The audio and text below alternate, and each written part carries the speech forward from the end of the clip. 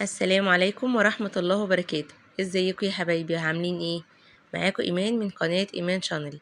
جايلكم النهاردة بوصفة جميلة جدا للكوكيز. قد ايه ضيعنا من وقتنا ومن فلوسنا وقت كبير جدا ان احنا نشتري كوكيز فيه من بره. ما كنتش متخيلة ان طريقته بسيطة جدا، وكمان طريقة تحضيره سهلة قوي، ومقاديره كلها موجودة في كل بيت. هنعمل النهاردة طريقة بسيطة وسهلة للكوكيز، هتعمليها على طول وهتبقي مبسوطة بيها جدا، والنتيجة 100% مضمونة.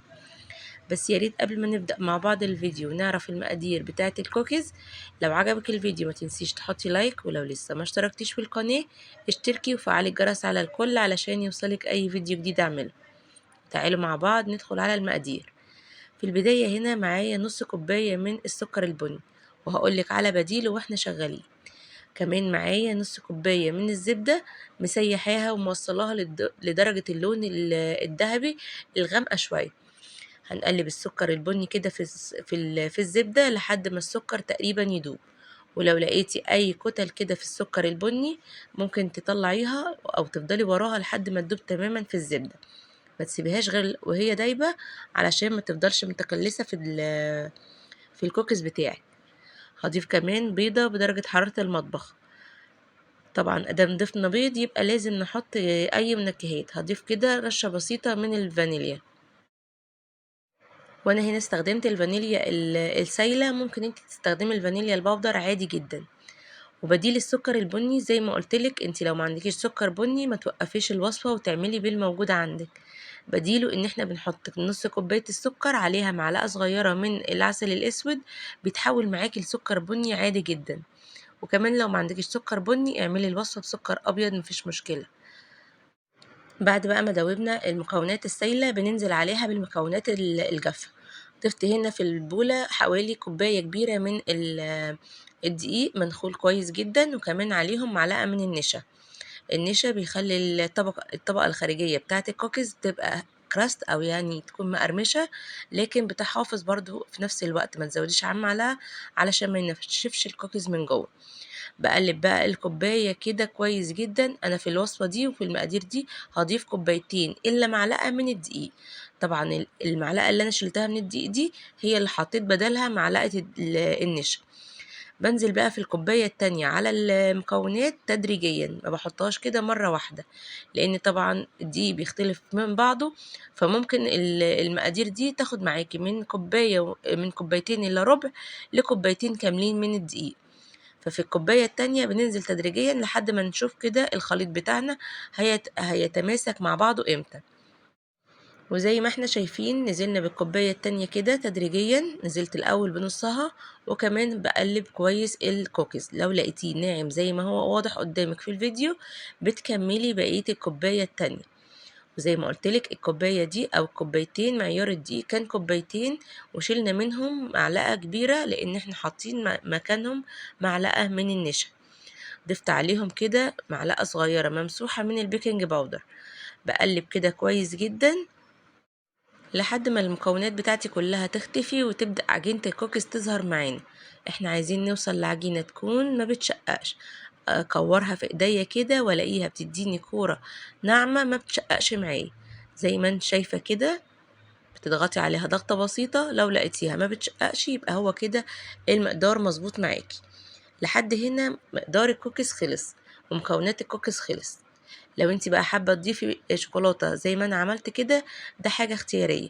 حطيت ربع كوباية من الشوكولاتة اللي انا مقطعاها، ودي طبعا شوكولاتة بتاعة المطبخ، شوكولاتة خام عادية جدا. بتحطيها كده اختياري لو انت حابة. لو مش حابة بتكتفي بالشوكليت شيبس اللي انت ممكن تزيني بيها.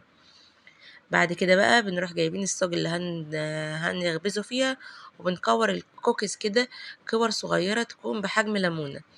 انا هعمل هنا تشكيلة الكوكيز عبارة عن ميني كوكيز مش كوكيز كبيرة. لو حابة تكبري التشكيلة بتاعتك تكبريها براحتك جدا.